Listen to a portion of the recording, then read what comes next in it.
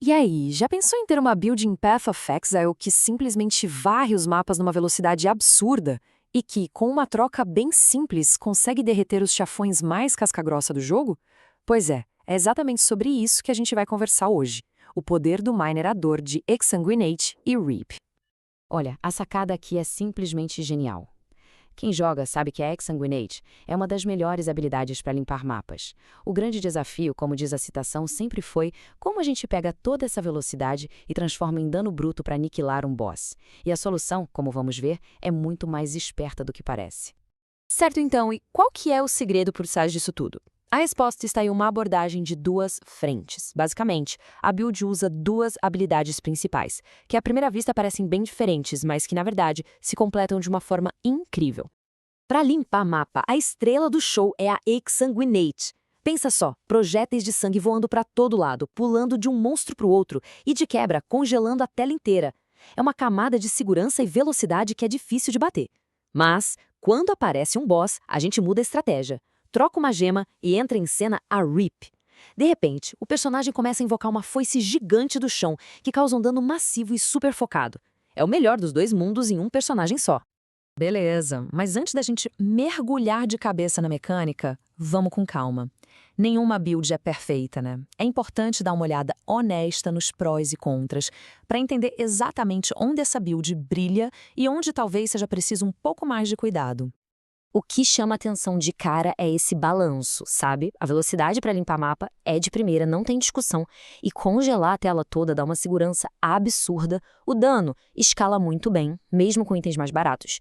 Mas, claro, tem o outro lado. A build não foi feita para ficar parada na frente de um Uberboss e aguentar o tranco.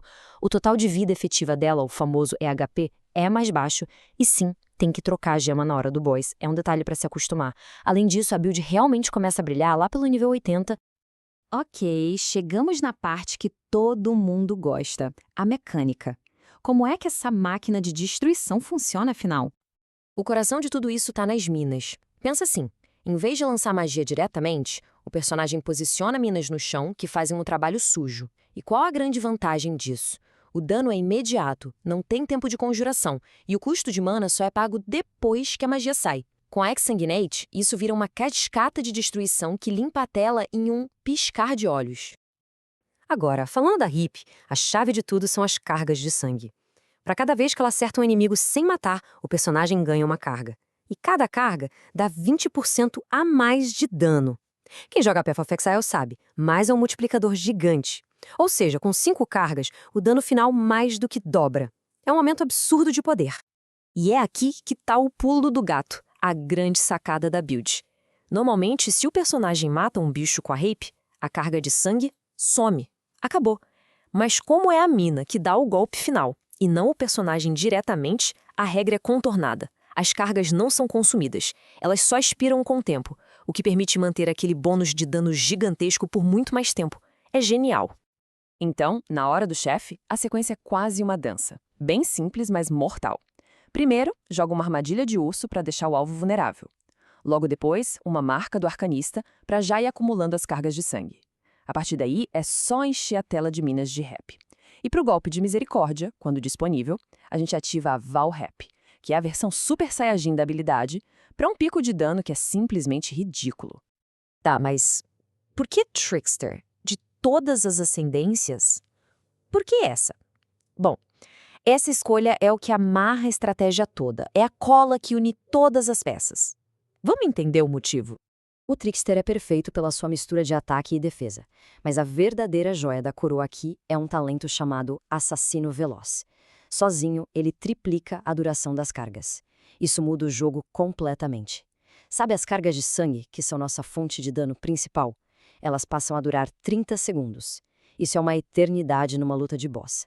Dá tempo de sobra para se mover, desviar de ataques e ainda manter o dano no máximo, sem aquela preocupação de ter que reaplicar tudo a cada 5 segundos. Beleza, agora vamos falar daqueles detalhes que separam os jogadores medianos dos especialistas. São as otimizações que muitos guias nem mencionam, mas que fazem uma diferença gigantesca no poder final da build. A resposta para isso tem 2 breakpoints mecânicos, ou seja, 2 pontos de virada que não são óbvios, mas que, quando a gente atinge, o poder da build dá um salto visível. O primeiro ponto é sobre preparação. O cenário ideal é chegar na luta contra o chefe já com mais 5 cargas de sangue no máximo, usando a marca do arcanista para gerar elas antes mesmo da batalha começar de verdade. E olha que loucura, sem velocidade de conjuração o suficiente na marca do arcanista, simplesmente não dá tempo de gerar a 5ª carga. Isso é uma perda de 20% de dano, assim, de graça. A sorte é que a solução é simples.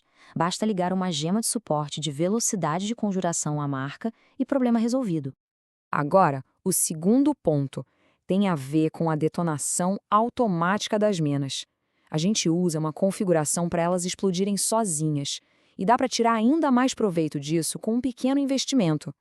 E o detalhe aqui é incrível, com míseros 2% de redução de tempo de recarga em qualquer item, a sequência de detonação pula de 4 para 5 explosões.